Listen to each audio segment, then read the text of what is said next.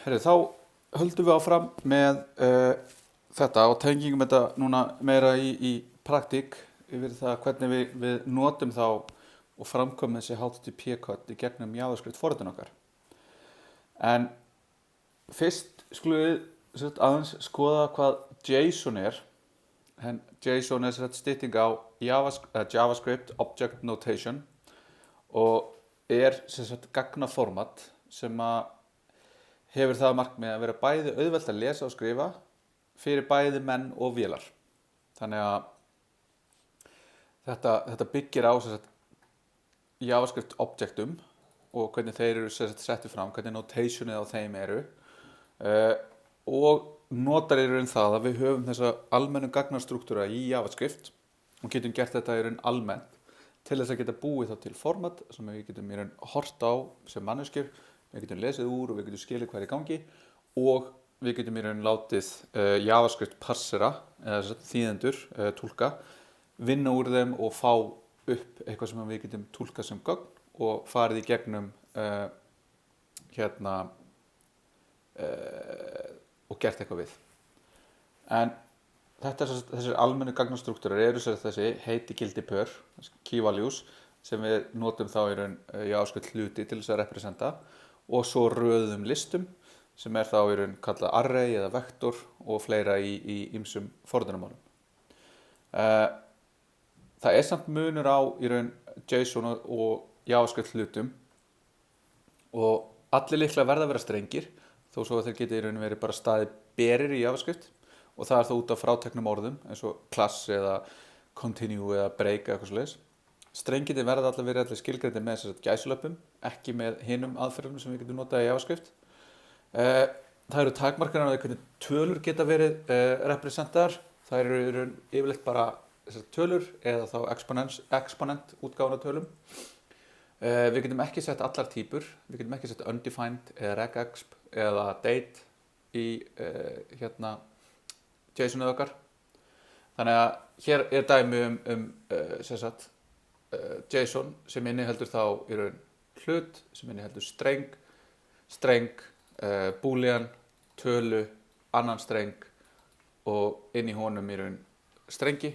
og svo getum við sett þetta í þennan object inn í fylki og verið með annan object sem að verið með fyrir aðra mannesku og þannig getum við verið búin að búa til eitthvað gagnaformat til þess að skiptast á adressubókum eitthvað svoleiðis. Og útfærslurnar til þess að vinna með JSON eru almennar og eru til í langflestum forritunarumhverfum eða í gegnum einhver forritarsöfn og það er þá í raun ein aðferð til þess að taka einhvern gagnahlut og breyta honum í JSON streng og til þess að taka JSON streng og breyta honum yfir í gagnahlut. Þannig að þetta er í raun þessar aðgerðir sem fara í sitt hvora áttina. Og síðan ef við erum í raun að reyna að breyta einhverju sem er ólöglegt yfir JSON, úr JSON yfir í gagnahlut, þá fáum við í raun eitthvað exception, þá eitthvað svona eins og parsing error eða type error. En ef við tökum einhvern object í JavaScript og segjum stringify á hann, þá í raun fáum við bara bókstaflega streng sem að er strengur, hann er eitthvað skrítin þannig að ef við tökum þetta eitthvað copy paste eða eitthvað farið milli hluta eða milli í því hvað ég skrifaði í hvað þetta túlkar. Þannig að við erum með einhvern hlut hér sem er í raun bara object, hann er bara hann er eitthvað sem ég get unnið með, ég get beðið með eitthvað property, ég get object a jafnt og 2, ég get unnið með hann, ég get gert eitthvað og svo get ég kallað í og búið til JSON og þá verður JSON strengurinn þetta. Já, þetta vantar það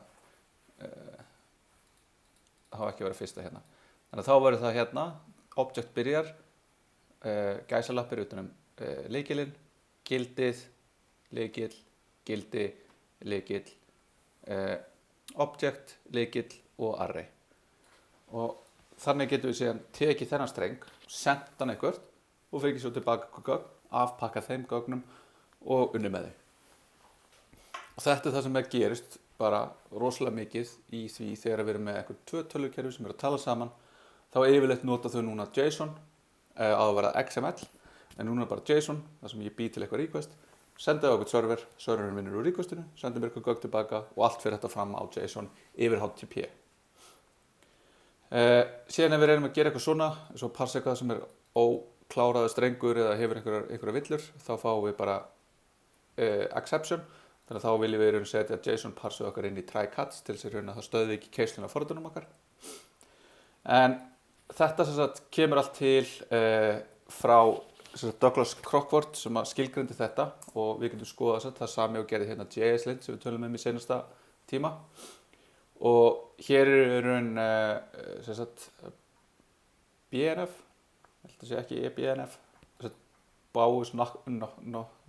format fyrir málið. Þannig að við sjáum hvernig það er skilgreint. Þetta er rosalega stórt en ekkert rosalega flókið. Þannig að hér sjáum við útfærslur af þessu, að þetta er til alveg gomma af þessu fyrir Java, fyrir C og C++ og C# og fyrir alls konar forritunarmál. En hitt hugtakið sem við höfum hérna er síðan Ajax. En Ajax stóð upprunalega fyrir Asynchronous JavaScript and XML. AJAX, rosalega flott og fínt akronym, já. Það sem við erum með asynchronous samskipti, við erum með samskipti sem að taka einhver tíma og við sendum og gerast eins og við höfum talað um. Við notum JavaScript og síðan á þeim tímapunkti þar sem þetta var skilgreint, þá var JSON ekki skilgreint, heldur notuðum við XML. Þannig að þá var þetta notað til þess að sækja gögn á XML formi eftir að vefur var hlaðast inn og birta þá eftir á. Þetta var árið 2005, þannig að 15 ár, langt síðan, samt ekkert svakalega. Og það var skilgreint síðan í grein hjá Jesse James Garrett, og var að vinna hjá fyrirtæki sem hétt Adaptive Path, sem var svona stór hönnunar vef agency á þeim tíma. Og það var þetta búið að selja þá og það búið að taka niður vefið þeirra og þar alveg þetta taka niður upprunalega slóðun á þetta. En hérna er þessi grein og hvernig hún skilgreindi. Þetta eru bara 3 síður, eða 4 síður. Þetta er ekkert svakalega flókið svo sem að gera þetta, en bara þetta tengja saman, svo hérna, iPod, þetta er nú alveg fyrir tíma iPhone en að tengja saman mörg hugtök sem voru í gangi og gera eitthvað svona og skilgreina það og setja út af vefinn var ákveðin bylting, og þessi bylting var síðan undir merkjum Web 2.0 og þarna fór að fæðast síðan þarna 2007 kringum hrunu 2008, þarna var náttúrulega Facebook byrjað og Google og allt þetta en þarna kom svona algjör innspýting fullt af nýjum startupum svona eftir að bólan sprakk árið 2001 og já, þannig að þetta var bara þetta wow, það breytir öllu ef ég þarf ekki alltaf að vera að hlaða allir í síðunni þegar ég gera einhverja smá breytingu. Ég íta á okkur takka til þess að senda smá skilaboð og þá þarf ég ekki að senda skilaboðunum blúp, endurhlaða allir í síðunni og segja hei, skilaboðið þín voru send. Ég get bara sendt hérna á þessum litla stað á síðunni minni og fengi uppfærsluna síðan á þann stað. Þannig að við vorum með þessa hérna Classic Application Model þar sem við vorum með klientin hérna, browserinn, og við gerum HTTP request, fór á webserverinn og webserverinn gerði eitthvað hérna í bakendanum og skilaði okkur síðan HTML plus CSS í gögnum hérna og við birtum það. En það sem að gerðist hérna í Ajax og gerist þar í raun að það búið til eitthvað JavaScript kall sem fer í þetta Ajax engine sem að þá í raun sérum að þýða á milli svarsins sem kemur þá í XML-i. Þannig að við gerum hérna eitthvað sem mótar þetta þessa Ajax fyrirspurn. Hún fer yfir á vef eða hérna í þessu tilfelli einhvern XML server sem þá í raun einhver vef þjónustu server sem að gera þá það sem þarf að gera og formar gögnin í XML sem kemur síðan tilbaka í þetta Ajax engine sem síðan tekur þá þessi gögn sem þá í þessu tilfelli var það XML en í okkur tilfelli það JSON og býr til úr þeim HTML sem síðan sett inn í user interfaceið. Og þetta náttúrulega bara grunnur að öllu á vefnum í dag, öllum viðmótum sem er ekki það einföld eins og við höfum verið að gera þau, einhver svona statíski vefir, en fyrsti stóri vefurinn til að gera þetta var Gmail. Þá var það bara, ég meina ef þið hafið notað eins og mail, ekki Mailchimp, heldur Squirrel Mail, sem er svona bara alveg svona super 2001-2002 mail client sem allir mail clientar voru áður en Gmail kom. Og svo gast allt í einu bara verið að skoða vefinn og farið bara búm búm búm á milli og þetta var bara eins og nota alvöru forrit. Og svo í framhaldinu bara, já, gerist þetta allt. Og þetta var hægt þarna út af því að það var til sem var búin til í EFM af einhverjum kúregum í Internet Explorer hópnum sem að byggu þetta til í EFM sem var þarna árið 2002 eða 2003 og við varð síðan í raun útfært í öðrum vefrum þar sem við gátum búið til HTTP beiðnir og sendt þær óháð því að við getum gert það gegnum JavaScript. Og þá fengum við bara einhvern atburði sem gerðust og þetta fór fram og tilbaka og við gátum í raun sótt gögn. Og þetta var í raun svona alveg super þungt og lélegt API þar sem við þurftum í raun að búa til einhvern nýjan XML HTTP request hlut. Við þurftum að segja opnaðu með einhverju HTTP method, einhverju slóð. Við þurftum að segja sérstaklega vertu í synchronous þannig að við blokkuðum ekki þannig að vefurinn gæti haldið áfram að gera eitthvað. Síðan þurftum við að binda okkur við einhvern onload event og gera eitthvað svona alls konar og þarna þurftum við að meðhöndla villur. Samt líka meðhöndla villur í tengingu og síðan þurftum við að senda þetta á stað. Þetta var svona rosalega mikið í kringum þetta og það var komið fljótt upp svona fullt af einhverjum libraryum sem að byggu til betra API ofan á þetta. Og þetta náttúrulega notar ekki promises þannig að þetta gerist bara mjög sem event based þannig að við þurfum að fylgjast með eventum og þetta verður frekar svona. En í raun eftir að fólk var búið að vera að nota þetta í nokkur ár þá var bara eins og með query selector þá tók W3C þetta upp á sína arma og það var í raun skilgreint nýtt API sem heitir Fetch sem við notum í dag til þess að gera þetta sama að senda HTTP requestur yfir vef í gegnum JavaScript. Og Fetch er miklu meira næs og það er nýlegt en orðið í raun það dreift að við getum í raun nota það auðveldlega og Ajax hefur orðið bara þetta hugtak það að gera þetta pattern að senda HTTP beiðnir úr JavaScript á einhvern vefþjón, taka við niðurstöðunni og breyta vef viðmótinu á einhvern hátt í framhaldinu. Og þannig Fetch virkar þannig að við búum til eitthvað request og einfaldasta requestið sem í raun það sem við gerum oftast er bara get á eitthvað ákveðið url og það í raun bara Fetch url, það sem url strengur sem bara urli sem við viljum biðja og við fáum tilbaka promise sem að síðan uppfyllt eða rejectað og ef það uppfyllt þá getum við beðið gögnin og við getum líka samt sem að gert flóknari hluti við getum sendið inn sem annað argument getum við sendið inn options sem þá hlutur með stillingum þá getum við gert post, við getum stilt headerina, við getum gert alls konar og við fáum tilbaka eftir að við erum búin að senda requestið okkar þá fáum við tilbaka einhvern response hlut þegar promise uppfyllt. Við getum athuga hvort að það sé ok, hvort að það sé svar í 200 flokknum og ef það er true þá getum við unnið með svarið og svarið getur þá verið í raun eitthvað JSON svar og þá getum við kallað í response.json sem að skilar okkur þá bara JSON-unu og það skila promise, það skila öll þessi föll skila promisum og þá þurfum við ekki einu sinni að nota json.parse heldur sér bara fetch það fyrir okkur. Við getum fengið texta eða við getum fengið binary gögn og binary gögn væri þá til dæmis við getum sótt myndir í gegnum fetch eða við getum sótt skrár og leyftir að möndla með þær á einhvern hátt eða við getum sótt vídeo eða eitthvað og þá það response.blob en binary blob stendur svo fyrir binary large object. Já, allt skilar þetta promise.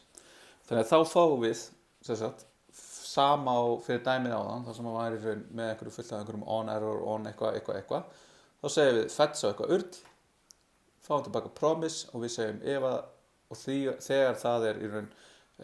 uppfyllt þá ætlum við að athuga hvort að það sé í raun ok ef ekki þá getum við þróað sem að fer þá hingað í catch blokkina, en annars skilum við í raun result.json sem er þá aftur promise og þá í raun höfum við síðan hérna einhver gögn sem getur þá unni með og gert eitthvað, byrt eitthvað, breytt eða uppfært eitthvað í UI-n okkar. Svo getum við líka gert þetta með async await og þá verður þetta í raun bara rosalega snirtilegur og bara svona mjög læslegu kóði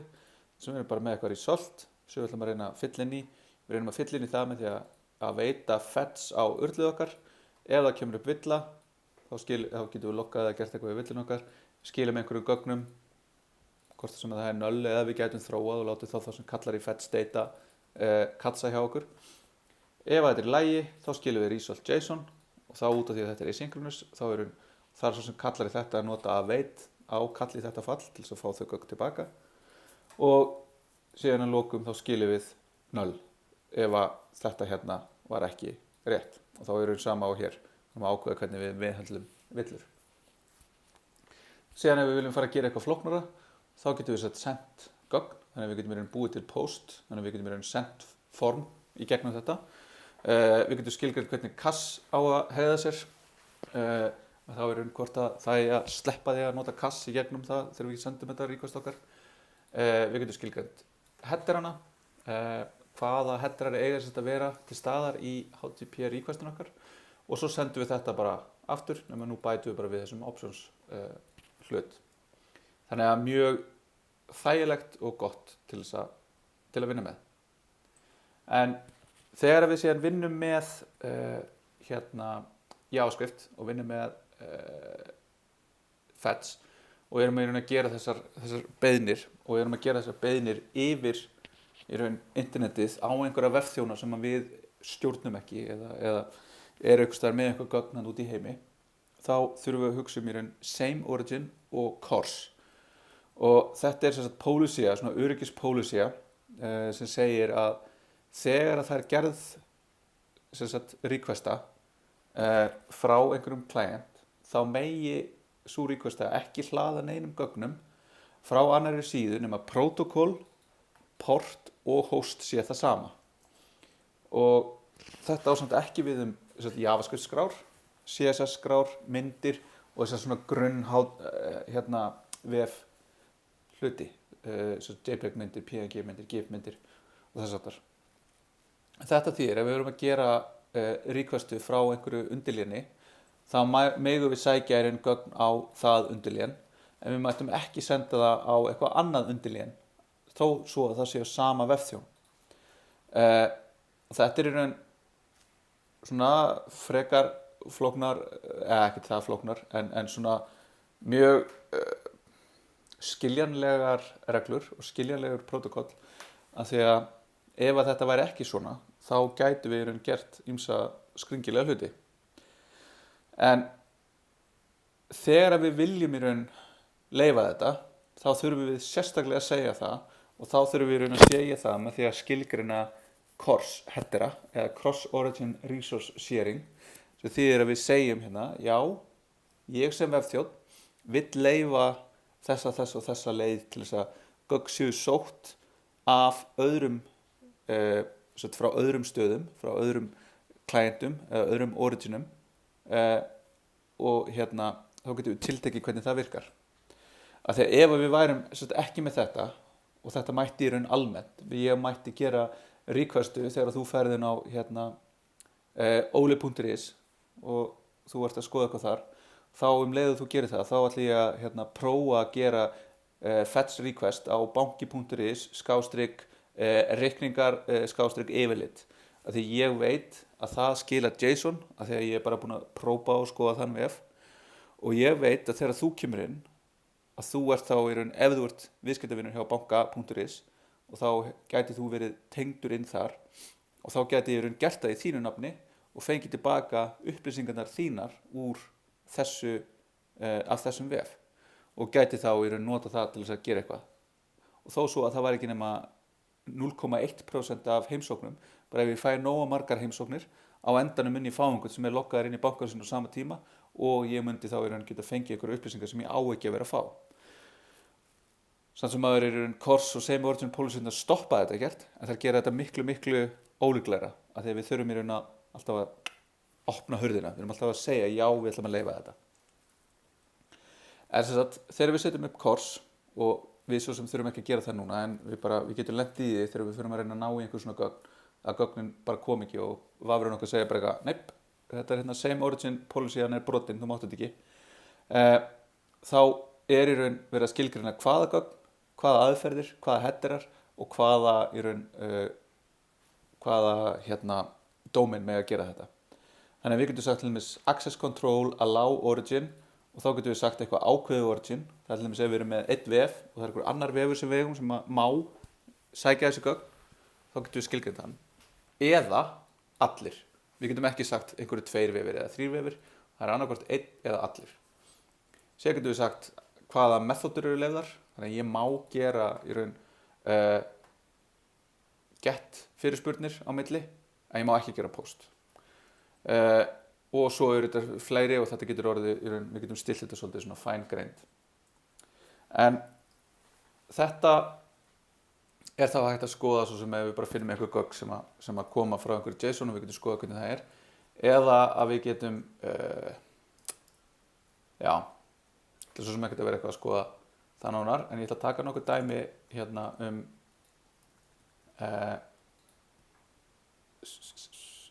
hvað er þetta? Jú, þetta er rétt hérna. Dæmi hérna, sem við erum með.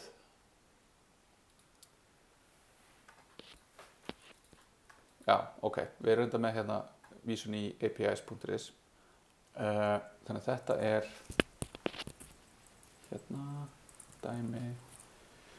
ajax-feds.html og það sem að gerist hérna er í raun að hérna var sendið ykkur requesta og ef við gerum hérna og við hreinsum þetta og við refreshum núna við erum að skoða í raun allar requestur þannig að við sjáum hérna að við opnum vefinn og þá gerði vefurinn fyrir okkur get requestu á hérna serverinn sem er með glærurnar mínar sem er hérna með þetta það var allt í lagi, skilaði bara okkur þessu hérna en ef við skoðum síðan í raun hvað er að gerast hérna þá erum við með eitthvað url hérna sem fer yfir á apis.is/hospital og við erum hérna að gera nýja request. Þetta er eitthvað gamall hérna ég glemdi að uppfæra þetta dæmi þannig að þetta ætti í raun bara að vera svona og bara henda þessu út þannig að við gerum hérna requestu á apis/hospital og svo athugum við hérna er response status 200 og við getum líka gert er response status OK þá skilum við hérna response.json annars segir við eitthvað gerðist og þá ef það gerir þetta ekki þá förum við hérna í response loggum þetta út annars segir við villu þannig að apis.is ef við skoðum þetta þá er eins og mig grunaði þetta er dæmi sem ég gleymdi að uppfæra apis.is var hérna í mörg ár mjög skemmtilegur staður þar sem var hópur af forriturum sem var að vinna í því bara að taka svona gögn sem voru til staðar á Íslandi og gera þau aðgengilegi gegnum vefþjónustur og þá var þessar hérna gögn núna en því miður þá er senstu 2 eða 3 ár bara ekkert búið að uppfæra þetta þannig að þetta er hægt og rólega bara búið að brotna það er eitthvað af þessu er ennþá í lagi eins og allir þessi sé ekki í lagi cycle counter hérna þetta er nei, hann er eitthvað ekki uppfærið eins og er en þetta er þetta er hjólateljarinn sem er á Suðurlandsbraut rétt hjá hérna Hilton það sem er í raun verið að telja hversu margir hafa hjólað framhjá og þetta var í raun gögn sem var hægt að opna á einhverjum ákveðnum vef tengdum þessum teljara þar er í raun verið að skreipa gögnin og gera þau aðgengileg hérna en eftir 12 mínútur í 3, 7. október hefur eitthvað komið upp á og við erum í raun ekki lengur að fá uppfærð gögn hérna en við getum satt sem aður gert requestu hér þar sem við í raun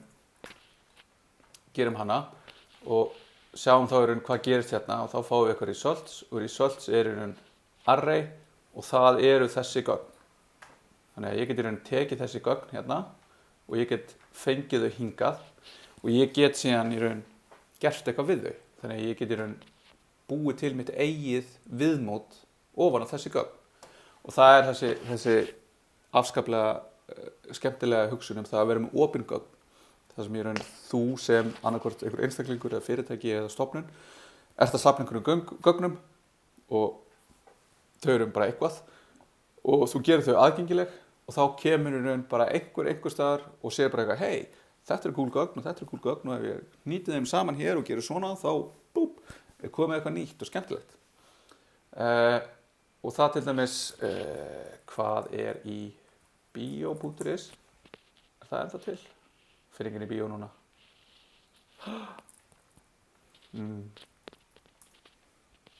Hvað er í bíó? Hérna er aftur. Þetta er eitthvað. En þetta var mjög skemmtilegt af því að þetta var í raun verkefni í fyrsta skipti sem ég kendi vegfarendum árið 2013. Þá var hann Hugi Hlynsson nemandi og þetta var verkefni sem ég setti fyrir að nota APIs.is til að sýna í raun sér viðmót fyrir það hvað er í bíó